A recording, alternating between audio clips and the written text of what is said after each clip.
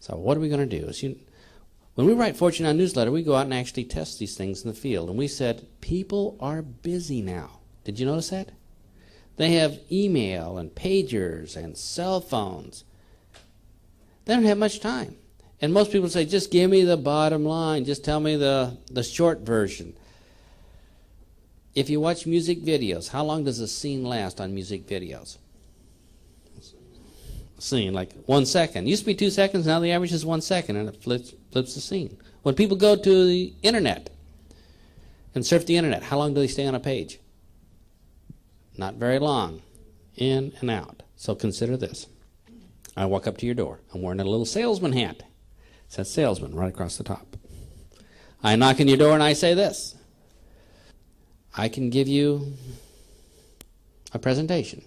I give you a long presentation, or I can give you a short presentation. Which one would you prefer? What would you say? If you call me on the telephone and say, tell me a little bit about your business, I say I can give you a long presentation or I can give you a short presentation. Which one would you prefer? What would you say? How many people here are picking up a trend? We did do, and we said, hey, it's not like it was back in the 1900s. Remember back in the 1900s? Like 1998, 1999? People had a lot more time then, didn't they? They'd sit down for a presentation, but it isn't that way anymore. They're just answering their cell phone all day long. Roughly is what they do for a living. Well, we decided, hey, what we need to do is get our whole presentation down to a minute so it fit in with people's time. And we went out and practiced. And for 7 months, we did miserable. Well, all right, awful. We failed. We just couldn't do it. Till about 7 months into it, we hit the key. The key is to find out what people need to know to make an intelligent decision. You know, whether it be a banker, whether it be a young mom with kids, whether it be a salesman, they all need to know the same things to make an intelligent decision whether to join or not. We found out, and this is the key, the big breakthrough, was all they need to know was the answer to 3 questions, and they have all the facts they need to make an intelligent decision to join or not. How many people here think that's pretty neat? So after 7 months, we cracked it. How many people here would like to know what those 3 sentences are, or 3 questions? All right, let's go. These are the same 3 questions you would ask if you were looking at a business opportunity. Number 1, what kind of business are you in? Is that a fair question? In other words, are you in agriculture, real estate? Are you in nutrition? Are you in car racing? Are you in sports medicine, insurance? What kind of business are you in? If you were looking for a business opportunity, would you join a business opportunity if you didn't know the type of business it was? No, we would always say no. What if you're looking at a business opportunity and you're kind of confused? You weren't really quite sure what kind of business it was. What would you say? No. A confused mind always says no. So the number 1 thing that everybody wanted to know is, what kind of business are you in? Number 2.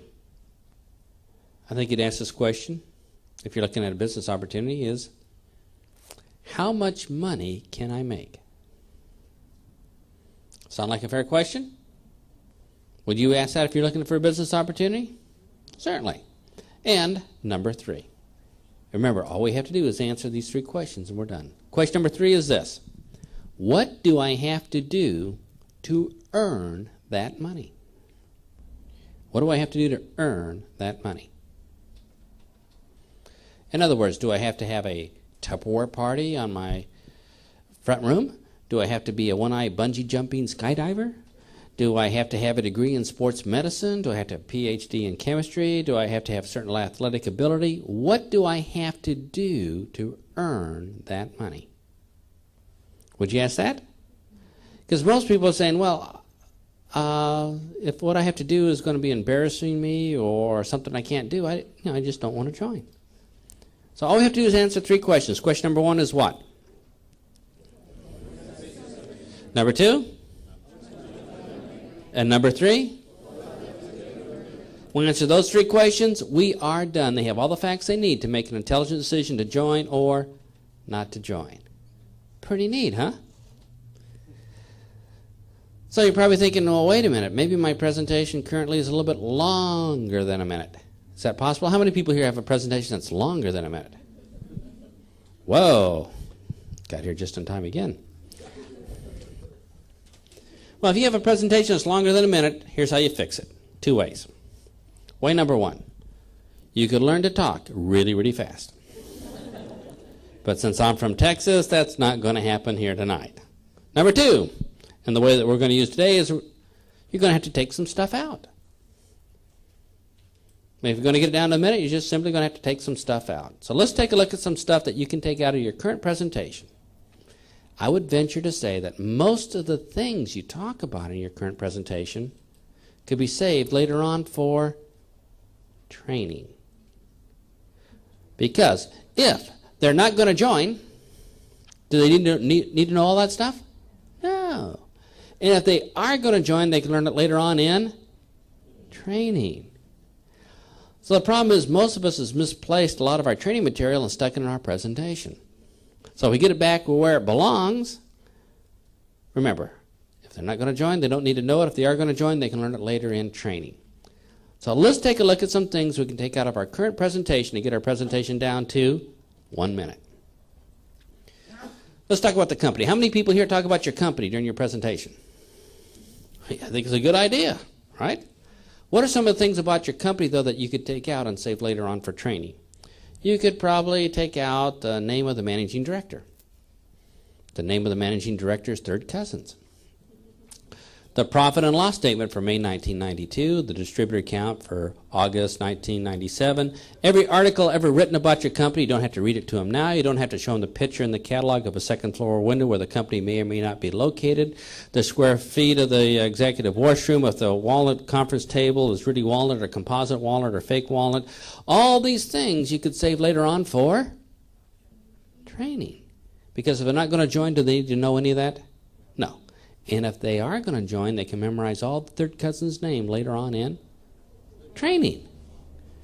Now, if we took all that stuff out of our presentation and all those slides out of our presentation, how many people here think that would give us a lot more time? Yeah. Say, wow, that'd make things go a lot easier. But we still need to take some more stuff out. So let's talk about the products. How many people here talk about your products or services?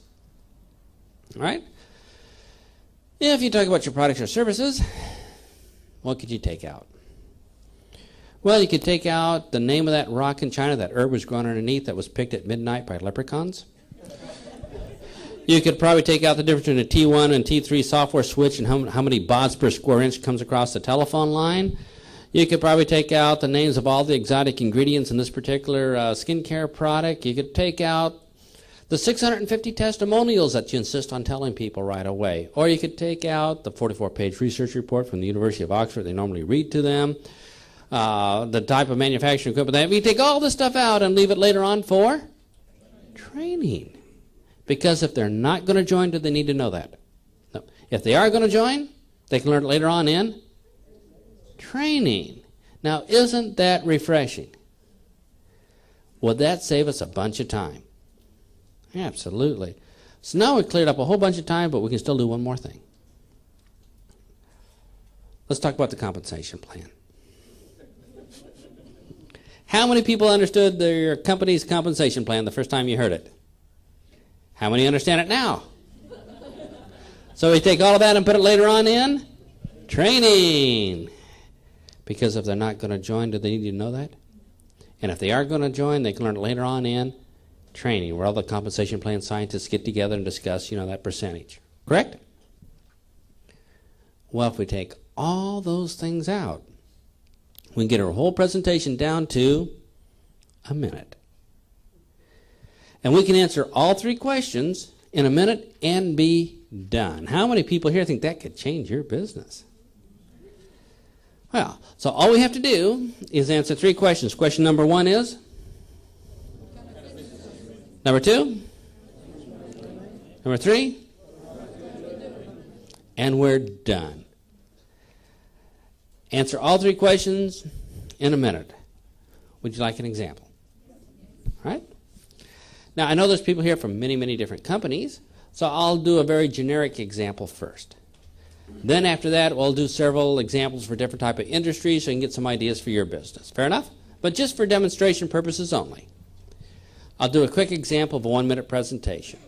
I'll answer all 3 questions in 10 seconds, and then take a 50-second coffee break.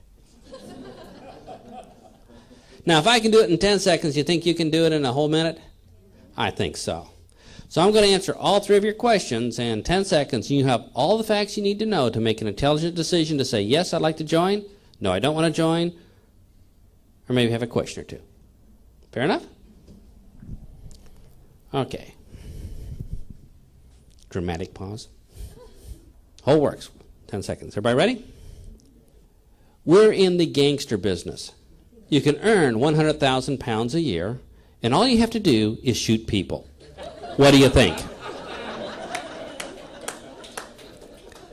That's about 8 seconds, a little fast. Well, did I answer what kind of business we're in? Yeah, did I mention how much money you can make? Did I tell you what you had to do to earn that money? How many people here have enough facts to make an intelligent decision to say yes, no, or maybe have a question or 2? You see, you didn't have to come all the way down to an opportunity meeting, did you? You knew right away in advance. Correct? You didn't have to come down to a 3-hour opportunity meeting, on the history of being a gangster and how the gangster name came on board and how many people you have to shoot up to, to go to the different levels. And you didn't have to do that. You knew right away in 10 seconds if you wanted to join or not. It was done, right? So you could say yes, no, or maybe have a question or 2. How many people would agree with me that you had all the facts you need? Right there. So you say, well, what do you do next? Well, listen to their answer. So let's say I give you this 1-minute presentation. At the end of the presentation, you said, yep, sounds pretty good. The rest of my family does it. Why not me? And you say, well, so how do I get started? And I says, well, get started. Well, every Tuesday night we have a little gangster meeting down at the Novotel here. Come on down, pick up your gangster kit. You can meet some other people, see how many people they shot that week, and see how far ahead you're going to get. Or if you're in a hurry, I tell you what, let's just log online here at gangster.com and fill in your application. Or I'm really not sure, so let's call up my sponsor and he can kind of walk us through it so you can get started right away. Done. No big deal. Or you might have said no, right? So at the end of the presentation, you say, no, it's not for me. Here's what I would say. Hey, let's go to a movie. Let's go shopping. It's done. It's over with. You already knew, right? You're an adult. You made up your mind. I've done my obligation. I don't have to pester you forever. It's over with. How many people here find that pretty refreshing? This way your friends won't be walking on the other side of the street every time they see you. Or maybe you have a question or 2. Well, I'll answer the question. So at the end of the presentation, well, sounds pretty good, but do I really have to shoot people? Or could I use a knife instead? And I said, well, yeah, you can use a knife. So, what do you think? And we're done. I wish you could see the shocked looks on your faces at this moment. You're saying, whoa. I mean, I don't have to give a 20-minute, 30-minute, 3-hour presentation. I could give them the whole story in 1 minute and get on with it. That would be excellent. Be wonderful over the phone, wouldn't it? Wonderful to give a presentation like this to somebody before you meet them for a cup of coffee, because now when they say yes, you know they're going to show up. Would you like this as a prospect if somebody told you the whole story before you went down to an opportunity meeting, before you invested your time? Think about it. We would love to receive a 1-minute presentation. But you say, hey, that's okay for your business, Big Al. But what about my business? I'm not in the gangster business. So can I use it for my business? Would you like some examples of 1-minute presentations for your particular type of businesses? All right? I'll give you some examples of what other people are using. And without mentioning company names, let's just mention some products or services. Fair enough? So what kind of products and services do we have represented here tonight? Nutrition, okay? Telecommunications. Household. Magnet therapy. Pain relief. Skincare. Is what? Fuel economy. Electricity contracts. Like weight management. All right. Is what? Air purification. Wow. Home shopping. Insurance. All right. You know, I can't do it for any of these. Just kidding. Just kidding. All right. I'll do a couple quick examples. Don't take any notes. You won't miss a thing. Trust me. You won't miss a thing. I'll just give you a couple examples to give you a feel for it and of different industries. And then I'll give you the step-by-step exact word-for-word template. And all you have to do is fill in the blanks. Does that sound good? So sit back, relax. You're not going to miss a thing. I just want you to say, if I heard this, would I have enough information to make an intelligent decision to say yes, no, or ask a question or two? Everybody relaxed? Let me give you a couple of examples. Let's pick telecommunications. If you would like to earn an extra 100 pounds a month, you need to be able to do these three things. Number one, don't change. Continue recommending and promoting things just like you always have, like your favorite CDs or restaurants or places to go to movies. Just recommend and promote things like you always have. Don't change. Number two, we're in the telecommunications business, which means we have really cheap long distance. We have cool pagers in multiple colors. And we have an internet service that's as fast as the competition, but a whole lot cheaper. And all you have to do is fill a little simple one-page form. And all your services work just the same as they always did, except when you get the bill in the mail, it's a lot smaller.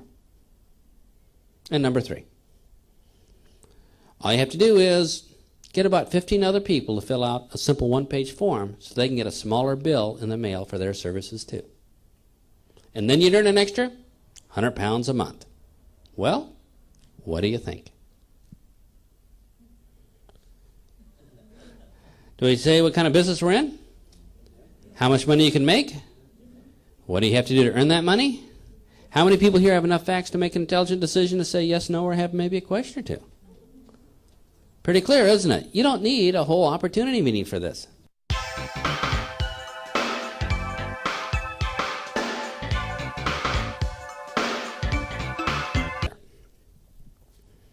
If you'd like to earn an extra 500 pounds a month, you need to be able to do these three things. Number one, don't change.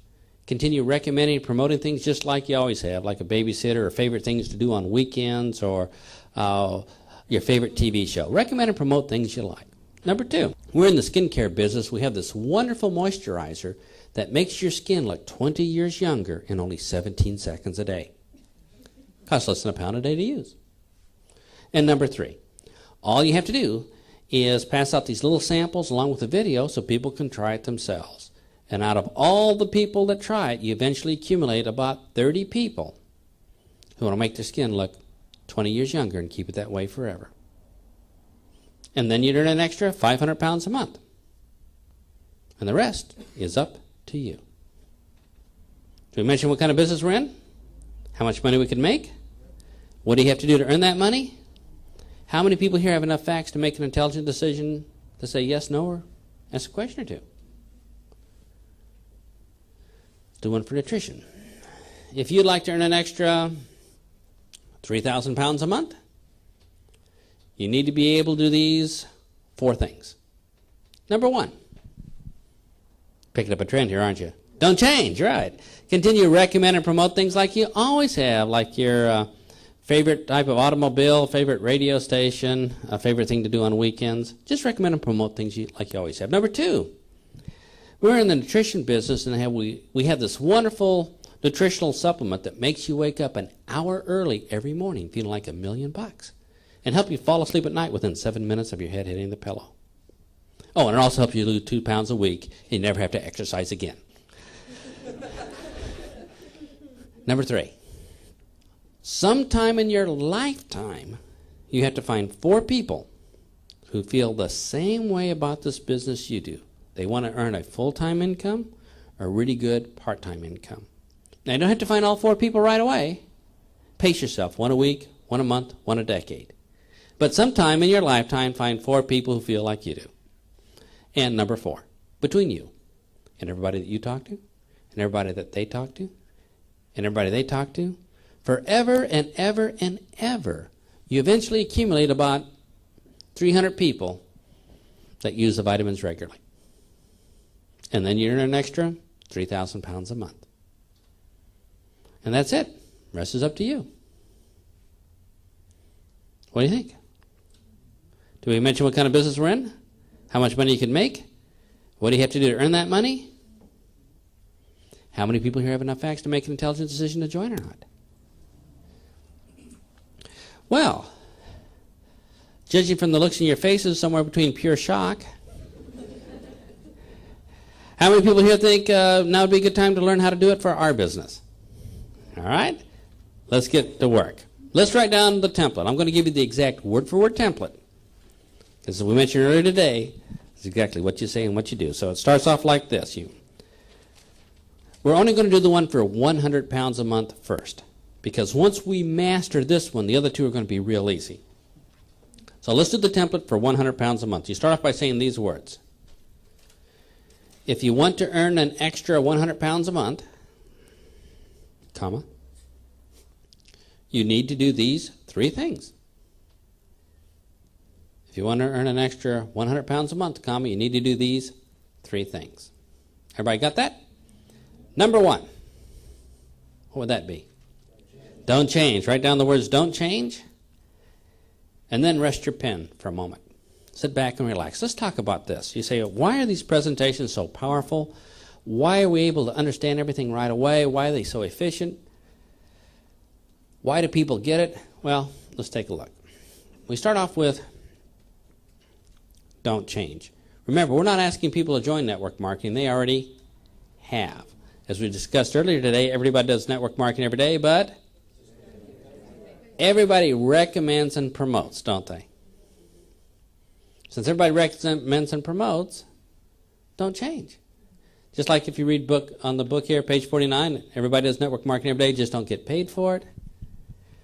People say, wait a minute, if I don't have to change, do they feel better about this business?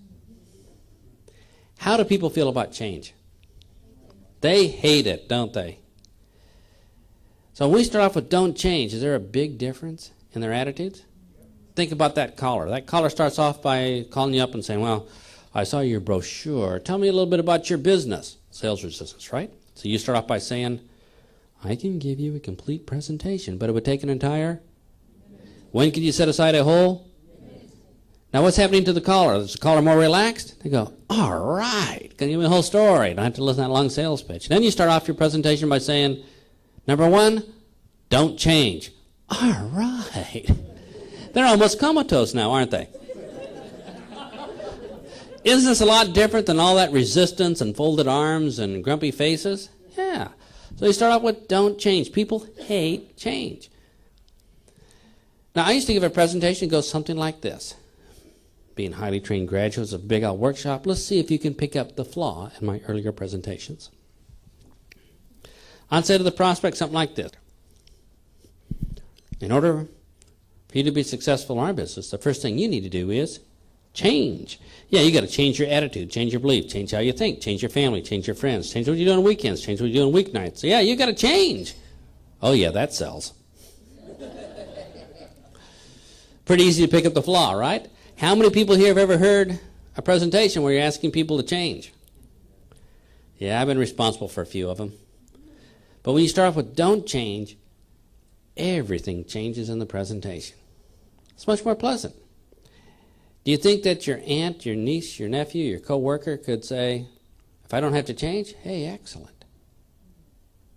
All of a sudden there's a big belief they can do this business. Because people have a comfort zone. Do you have comfort zones here in England? Yeah, okay. Many of them, all right. Have you ever asked yourself this question? Why do people have comfort zones? Yeah, because they're comfortable there. That's why they have comfort zones. Because when they leave their comfort zone, they are uncomfortable. See if you can pick up the flaw in this presentation. Well, Mr. Prospect, in order for you to become successful, the first thing you need to do is get out of your comfort zone. Yeah. Get an easel, stand up, give a meeting in your aunt's home while she rolls on the floor, holding her sides. Yeah, get rejected over the phone. Meet strangers on the street. Yeah, get out of your comfort zone. Anybody pick up the flaw there? So if we can start off with don't change, all of a sudden the prospect is saying, hey, here's an opportunity that I can take advantage of. Number 2, write down these words. Describe your business. And let's talk about this. Remember, if you don't describe your business clearly, what's going to happen? They're always going to say no. A confused mind always says no. If they don't know what kind of business you're in, they're going to say no.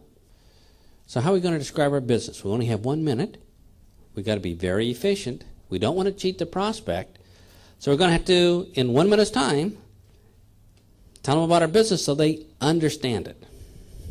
Now, I was in Scandinavia a couple months ago, and I asked a young man, well, tell me about your business. Describe your business. And he said, well, we're in the global enhancement of building entrepreneurship through time freedom, financial freedom by leveraging your efforts to generate generational type income or multiple streams of income through. What is that? How many people know what kind of business that is? Would you join? Of course not. Now, what he did was pick every cliche, buzzword he ever heard at a meeting, just stuck them all together, and that was his description. And he was wondering why nobody would join. And he said, well, that's pretty silly, somebody saying something like that. But how do you describe your business? I bet the way we describe our business could be greatly improved upon, making it more concise and more clear. So what I'm going to do is pick on some people here. Hope you don't take it personally, and show you what you say about your business that makes it confusing or hard for people. And what I like to do is be an equal opportunity offender. I like to offend everybody here. So, like I say, don't take it personal. For instance, somebody comes up and says, we're in the telecommunications business. Well, what does that mean to people? You build satellites? You're a phone repairman? They don't know, do they? So instead of saying we're in the telecommunications business, you might say something like this. Oh, we're in the telecommunications business, which means we have cheap long distance, cool multicolored pagers, and internet service that's the same price as everybody else's but a whole lot faster. Now people say, I got it. We're in the skincare business. Well, what does that mean? You make yellow latex rubber gloves that protects people's hands? They don't know. Do you put little bandages, plasters on children's knees? They don't know. You have to say we're in the skincare business, which means we have a wonderful moisturizer that makes your skin look 20 years younger in only 17 seconds a day. And a young man say, we're in the legal services business. What does that mean? You bring donuts to lawyers or solicitors? We don't know. No, we're in legal services business to show people how to get affordable. In other words, you got to describe it in a way people get it. Oh, who haven't I offended here? Oh, yeah, nutrition people. Oh, yeah. We're in the health and wellness business. What does that mean? You change bedpans at local nursing homes? You're a dietitian at a local hospital? We don't know. So you have to say we're in the health and wellness business, which means we have a wonderful food supplement that makes you feel like you're 16 years old all over again, but with better judgment, right? You got to give them something they understand. Who have I missed? Home shopping. Oh, yeah, I like this. Or internet services and stuff. Or people say, what do you do for a living? We're in the e-commerce business, which comes right before the F-commerce business, right? Nobody knows what this is. No, we're in the e-commerce business, which means we show people how to have their own shopping mall on the internet, making money 24 hours a day, 7 days a week, while they're home in their pajamas. You don't even need a computer to do it. Now people go, oh, I know what that is. We all get the point, right? We need to describe our business in a way so people get it. So let's do this. I'm going to give you 30 seconds. I'd like you to write down a description of your business so people get it. And the best way to do it is maybe describe some of your products or services, how they're used so people understand your business. So let's take 30 seconds. Let's write down a description of our business. Okay, how'd we do? Let's move on. Step number 3. We got to tell people what they have to do to earn that money, right? How to earn that money.